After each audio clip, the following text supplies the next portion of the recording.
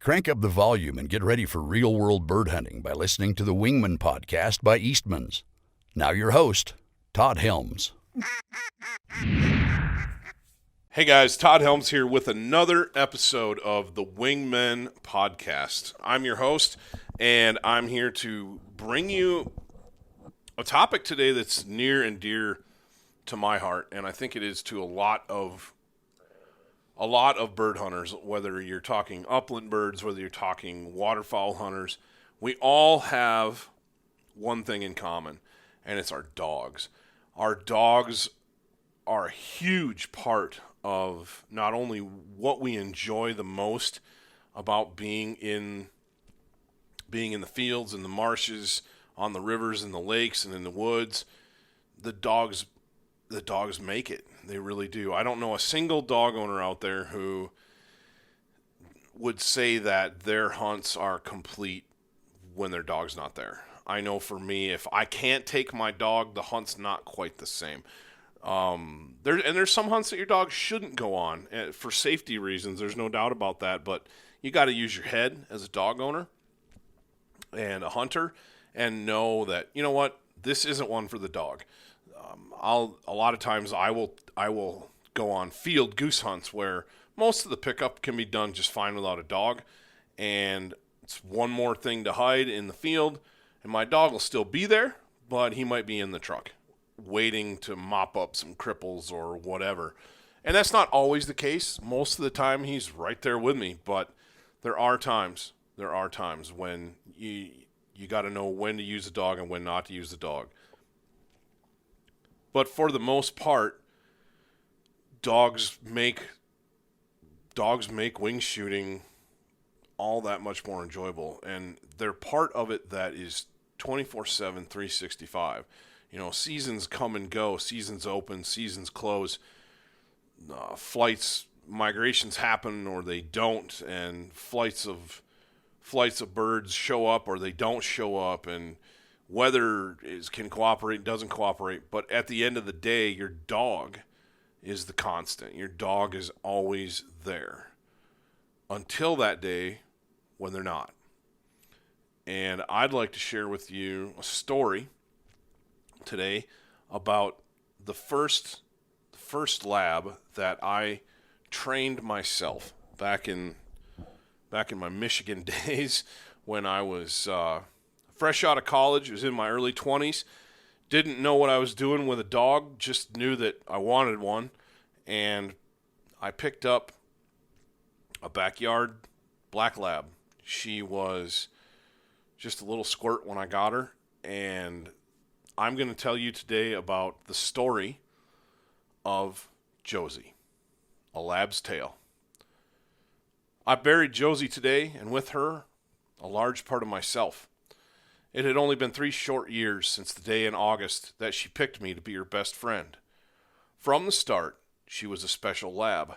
You see, I'd gone to the kennel that day looking for a robust male. You know the kind, a dog that once fully grown could make quarter-mile-long retrieves breaking ice that would make the U.S. Coast Guard icebreaker Mackinaw flinch. A dog to rival any imaginary animal London or Kilgard could dream up. Well, what I got instead was Josie.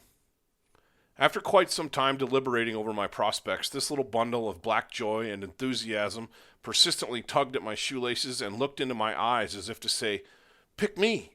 Isn't it obvious? I'm made for you." Her puppy smile and bright demeanor completely shattered my visions of Magnum or Thor, the super lab. I took her home, happy with my petite sweetheart, brains and heart over strength and romance. It did not take me long to realize how right my decision had been. Josie was smarter than any dog I'd ever seen. Her instincts, coupled with an undying devotion and will to please, made her a breeze to train, and we progressed quickly as we grew and learned together. Her mastery of my obedience commands was astounding and fun to watch. However, what truly made my heart soar with pride and excited anticipation of things to come was how enthusiastically and determinedly she retrieved. Nothing was too heavy or big. She found a way, often dragging the object backward to my feet. It was watching her fetch in the backyard that began that I began to understand how special Josie truly was. But the best was yet to come. September 15th has been the opening day of Michigan's small game season for as long as I can remember. And at this time, very few of these openers had come and gone without seeing me in the woods chasing rough grouse. This year was no different, except I had a 10-week-old lab puppy in tow. I held no illusions that day. Josie was just along for a walk. I did not expect her to do anything more than bobble along behind me, but true to form, she had something else in store for me. Not far into the first cover, a grouse flushed, and I made a tidy little crossing shot. Not far into the first cover, a grouse flushed, and I made a tidy crossing shot, and the bird fell to earth in plain sight. As I walked over to recover the bird, I thought, why not? And sent Josie toward it with an enthusiastic, fetch him up. The bird was a scant few yards distant, and she could see it plainly. Joyously, she bounced over to the bird, mouthed it a bit, and then picked it up and delivered it like she'd been doing it her whole life. I was elated, and when she delivered the bird, jostled and celebrated with her. Then tucked the pat into my vest and continued on with my dad flanking me. We did not walk far when another bird flushed, this time in front of my father. He knocked it down and marked where it fell, but couldn't turn it up right away, so Josie and I went over to aid the search. We tramped about for several minutes looking when my father said, Todd, look at your puppy. I followed his gaze, and there, with her tiny black nose into the breeze, was Josie, little tail whipping frantically and her feet carrying her toward a small spruce. Without hesitation, she dove under its boughs and emerged almost as quickly with a stone-dead rough grouse, virtually as big as she was. With her head held as high as she could manage, she pranced to my side and delivered the bird. Dad and I looked at each other in astonishment as grins spread across our faces. We had just witnessed the retrieve that would usher in 3 years of amazing feats and proud moments. That was Josie, 63 pounds of heart and drive that delivered larger-than-life moments time after time over the next 3 hunting seasons. I could write volumes about Josie's hunting and retrieving ability. Both were outstanding and deserving of remembrance. However, Josie was more than just a hunting dog. True, she lived for fall and would stand in my front yard on the end of the dock, with her eyes half closed, reading the wind, telling her of flights to come and hunting to be done. Yet for as finely tuned a hunting dog as she was, she had the crossover ability that labs are famed and treasured for. Josie was a people dog. Her smiling eyes and laughing tongue, coupled with the spark of her enthusiasm and affection, endeared her to all who had the pleasure of meeting her. Josie's limitless devotion to me was perhaps never better displayed than when I would come home at the end of a workday. She would sit on the porch and wait for me to shut off my pickup and open the door. Then she would race down the driveway and slam into me, whining, barking, spinning circles, all composure and self-respect vanishing in an attempt to convey her affection. I never doubted her devotion to me. She never allowed that. So you see, when the final shovelful of dirt was tamped into place and her marker was staked at the head of her grave, it was more than a dog laying under that fresh earth. It was a large chunk of my broken heart. My father's wisdom still echoes in my ear. First they steal your heart, and then they break it. That's okay. I'd change nothing. I can't turn back the clock any more than I could have stopped the truck that crushed my Josie. Therefore, I'll keep her memory bright and shining, never forgetting how she always gave me all she had. I only had 3 short years with her, but the lessons learned and the memories made will not fade, and every October when the north wind carries flights of wildfowl, a particular day will come to mind when an improbable puppy made her first impeccable retrieve, and as the smile spreads across my face, a tear will slip down my cheek.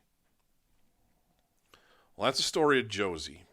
Josie was my first lab, one that I trained completely on my own, no help. Just picked up an old book by Richard Walters and had at it. I had lots of time and lots of learning to do, but we kept at it, and she and I learned an awful lot together, and she was phenomenal. She was way more talented than I was, and just was a phenomenal dog. You know, everybody, you hear the saying all the time, everybody's allowed one good dog in their lifetime. Well, I guess I'm super blessed because I had Josie, and I had a great lab before that growing up, and now I have Mackinaw, whom, if you guys have watched, for those of you who have watched the Wingmen videos on YouTube, you've seen him.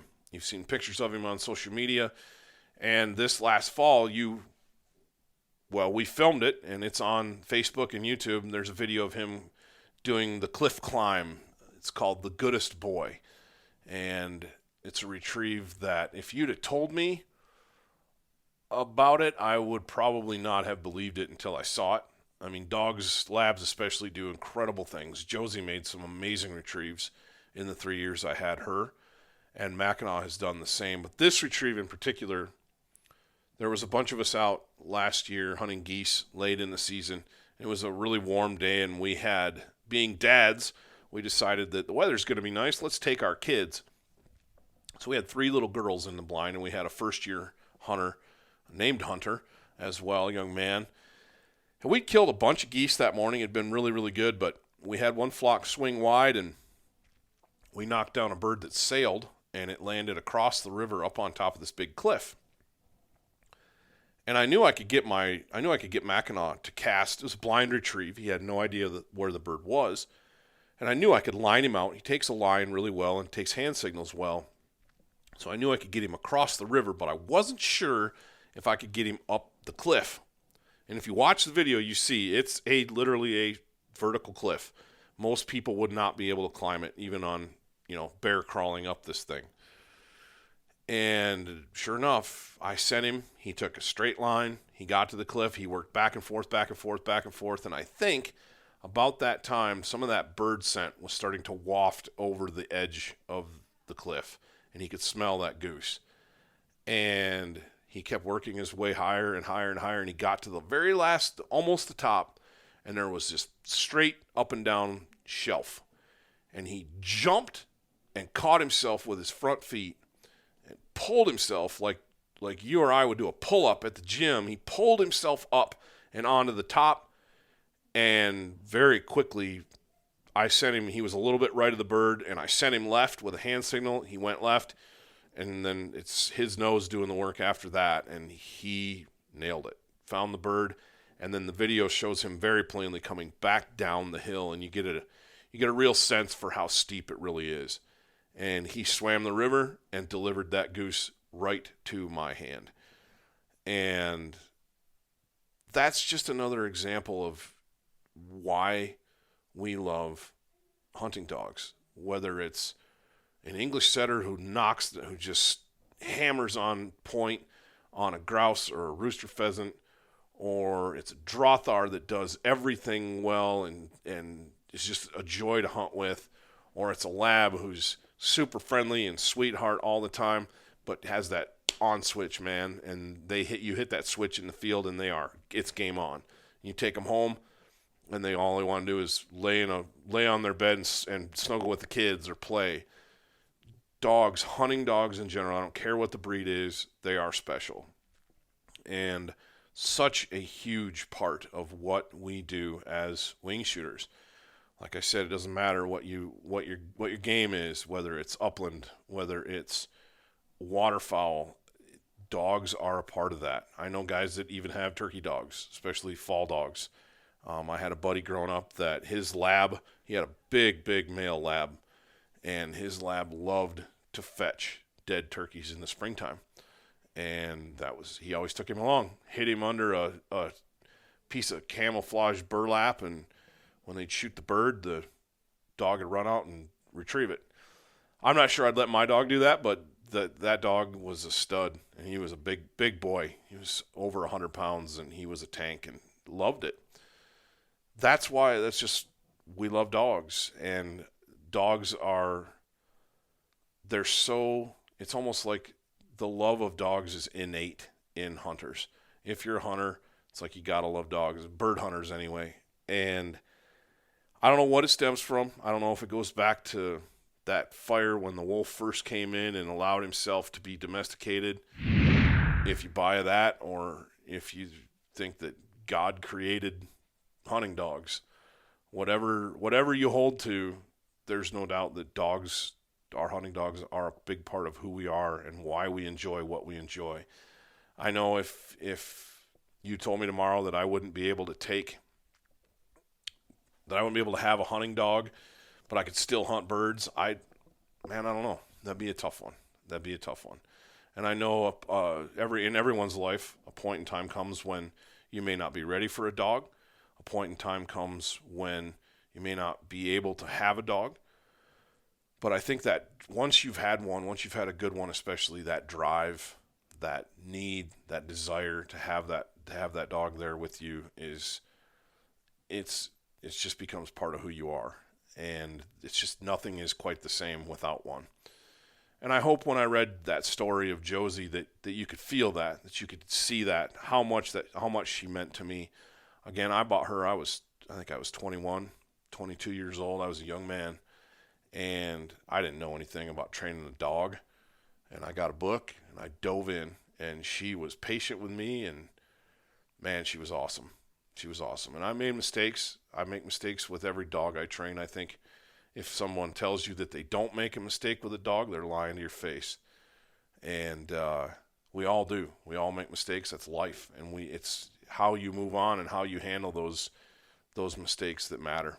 And more, as much with training a dog as it is with just life in general. But anyway, I'm starting to ramble a little bit, so I'm going to wrap this up. But I wanted to talk to you a little bit again about dogs. It won't be the last time you hear me talk about dogs. It won't be the last time you hear me talk about dog training. On this podcast, you're going to hear a lot of different perspectives on dogs. We have several dogs here that guys that hunt with Wingmen all the time have. Some of them are great. Some of them are average. Some of them are still learning. But they're all out there. They're all doing it, and they're all special. And I'm excited to bring you the stories of some of those dogs. I'm excited to bring you some training tips. I'm excited to bring you just some lifestyle about living with dogs, living with hunting dogs. Anyway, till next time, guys, get them close, shoot them in the face.